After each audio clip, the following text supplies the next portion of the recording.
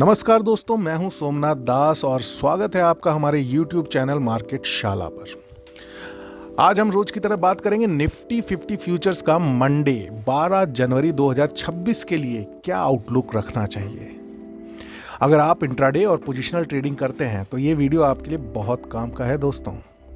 आज मैं आपको स्टेप बाय स्टेप समझाऊंगा कि मार्केट किधर जा सकता है, की लेवल्स क्या हैं और हम स्मार्ट ट्रेडिंग डिसीजंस कैसे ले सकते हैं। दोस्तों, कल हमारी एनालिसिस ने जो वार्निंग दी थी आज वही साबित भी हो रही है।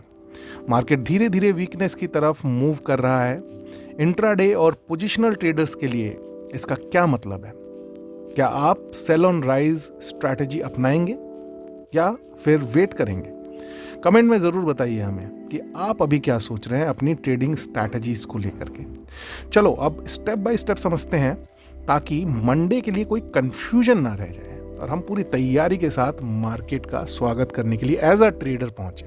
इन्वेस्टर्स के लिए तो हालत ख़राब है, मैं समझ सकता हूं। सबके इन्वेस्टिंग पोर्टफोलियोज जो है मेल्ट डाउन कर रहे हैं, लेकिन एज अ ट्रेडर, जैसा कि मैं कहता हूं, हमेशा एक ट्रेडिंग बिजनेस की खूबसूरती ये होती है कि मार्केट ऊपर जाए या नीचे, अगर आप एक डिसिप्लिन्ड ट्रेडर हैं तो आपको मार्केट रिवॉर्ड करता है।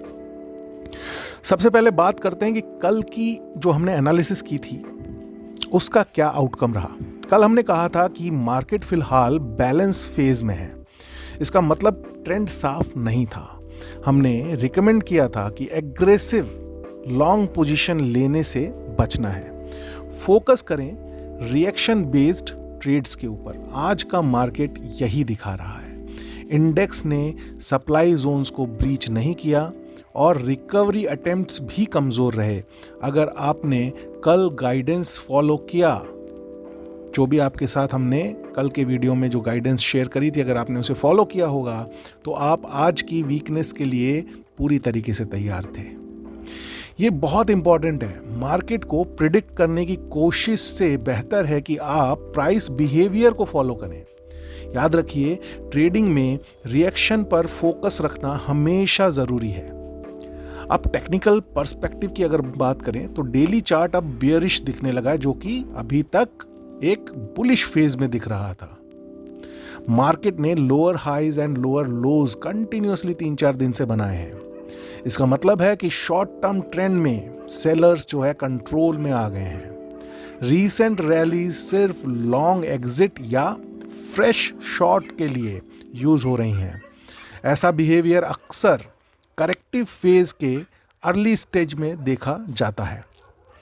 पोजिशनल ट्रेडर्स के लिए इसका मतलब है कि अभी रिकवरी अटेम्प्ट सिर्फ शॉर्टिंग अपॉर्चुनिटीज हो सकती हैं, ना कि नए लॉन्ग पोजीशंस को क्रिएट करने के लिए। राइट? समझ रहे हैं? जब भी आपको छोटे मोटे रिकवरी अटेम्प्ट्स दिखाई दें तो वहां पे आपको लेवल्स के हिसाब से अपने लिए शॉर्टिंग अपॉर्चुनिटीज क्रिएट करने में आपका प्रोबेबिलिटी जो है वो बढ़ेगा। सक्सेस रेट का जो प्रोबेबिलिटी है वो बढ़ेगा ट्रेड का। ठीक है?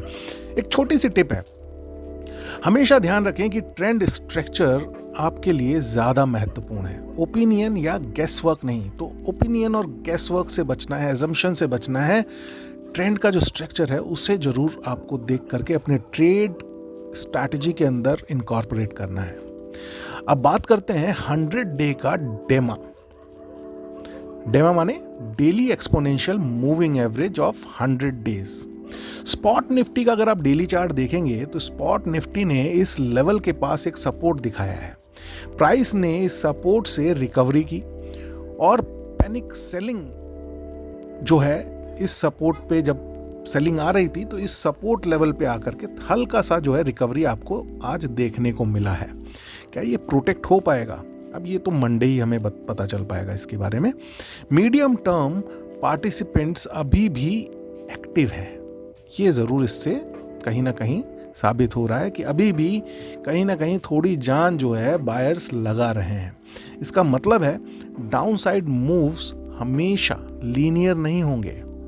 इंट्राडे में पुल बैक्स और स्मॉल रिकवरी अटेम्प्ट्स दिख सकते हैं। इसलिए शॉर्ट्स लेते समय की सपोर्ट लेवल्स पर ध्यान देना बहुत ज़रूरी है। एक और टिप देता हूँ, सपोर्ट के पास हमेशा रिस्क रिवॉर्ड रेशियो को एनालाइज करें और अकॉर्डिंगली अपना ट्रेड प्लान और एग्जीक्यूट करें।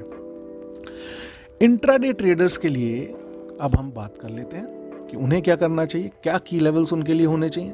सबसे इंपॉर्टेंट सप्लाई जोन है 25,850 से 25,900 का।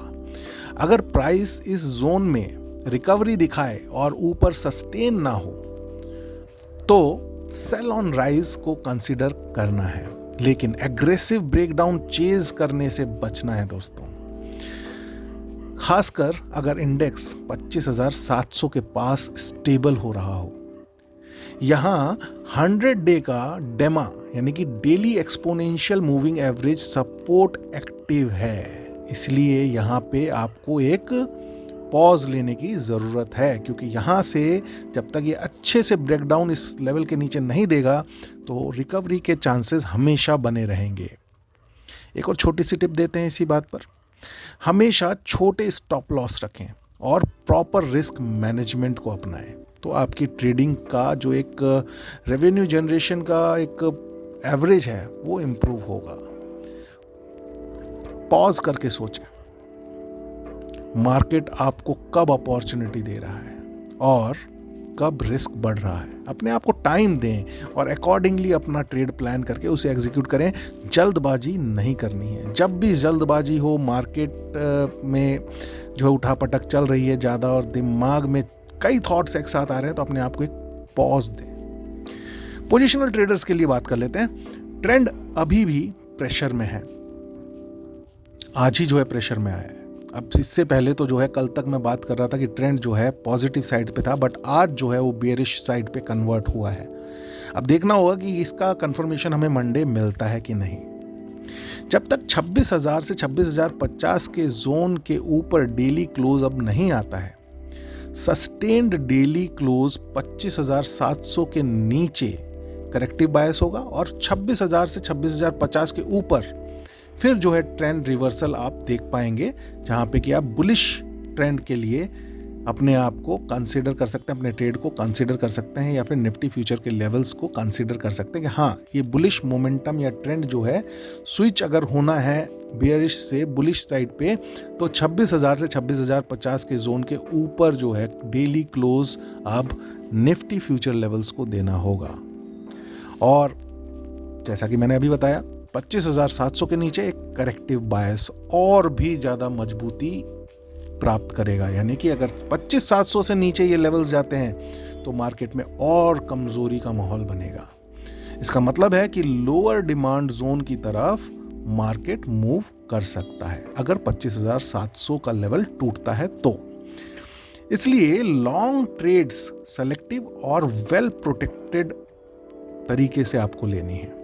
पेशेंस रखें और प्राइस कंफर्मेशन का इंतजार करें। एक छोटा सा टिप इसके साथ भी देते हैं, कभी भी इंपल्सिव लॉन्ग ट्रेड्स नहीं लेना है इमोशंस में आकर के, राइट। जो मार्केट दिखा रहा है अकॉर्डिंगली अपना ट्रेड प्लान करना है। मार्केट स्ट्रक्चर डिक्टेट करेगा कि आपको कब एंटर करना है। अपने आप से आपको जो है अपना एक इमोशनल या आपने सोच लिया, कुछ एज्यूम कर लिया, उसके हिसाब से ट्रेड लेने के लिए आगे नहीं बढ़ना है। टेक्निकल सेटअप के पीछे कुछ फंडामेंटल फैक्टर्स भी काम कर रहे हैं दोस्तों। ग्लोबल मार्केट्स अभी बॉन्ड यील्ड मूवमेंट के वजह से सेंसिटिव बने हुए हैं। डोमेस्टिक अर्निंग्स सीजन में अब शुरुआत तो हो चुकी है, स्टॉक स्पेसिफिक वोलेटिलिटी बढ़ी हुई है। इस वजह से मार्केट फिलहाल करेक्टिव डाइजेशन फेज में बना हुआ है, और एक जो ट्रम्प टेरर जो चल रहा है, जिसकी वजह से वो जो टैरिफ का एक तलवार इंडियन इकोनॉमी के ऊपर लटकी हुई है, वो तो एक सबसे बड़ा रीज़न है ही मार्केट में इस तरीके के डाउनफॉल के आने का। इसलिए शॉर्ट टर्म ट्रेडर्स के लिए रिएक्शन बेस्ड ट्रेड्स ही सही अप्रोच होंगे, ये मैं हमेशा से आपको कहता आया हूँ और हमेशा कहता रहूँगा, राइट। क्योंकि ट्रेडिंग में सक्सेस जो है बहुत आसान तरीकों से मिलती है, बहुत ज़्यादा कॉम्प्लिकेशंस नहीं है, बट उन आसान तरीकों को फॉलो करना मुश्किल होता है। फंडामेंटल्स और टेक्निकल दोनों को एक साथ देखें। सिर्फ चार्ट देखना ही पर्याप्त नहीं होता, माहौल और जो सेंटीमेंट है वो आपको पता चलता है फंडामेंटल डेवलपमेंट्स के साथ। तो उन पर भी अपनी नज़र आपको रखनी है, जिससे कि आपको मार्केट का एक सेंटीमेंट समझ में आता रहे। तो अब मंडे के लिए समराइज कर लेते हैं। स्ट्रक्चर जो है उसके ऊपर ओपिनियन को आपको इंपॉर्टेंस नहीं देनी है, स्ट्रक्चर सर्वोपरि है। रिस्क एक्टिवली मैनेज करना है, राइट। आपके पास रिस्क रिवॉर्ड रेशो होना चाहिए 1:2 या 1:3 का। इंट्राडे में 1:2 इज फाइन, बट पोजिशनल में आप 1:3 के हिसाब से भी अपनी पोजीशन को बना सकते हैं as per the structure. Price confirmation का आपको इंतजार करना है, तब ट्रेड लेना है। ये नहीं कि 9:15 बजे मार्केट खुला और आप कूद गए अपना कोई बाय या सेल का ट्रेड लेकर के, ऐसा नहीं करना है। मार्केट धीरे धीरे वीकनेस दिखा रहा है, लेकिन मीडियम टर्म सपोर्ट अभी भी है। डिसिप्लिन और कंसिस्टेंसी ही इस फेज में आपका रियल एज है।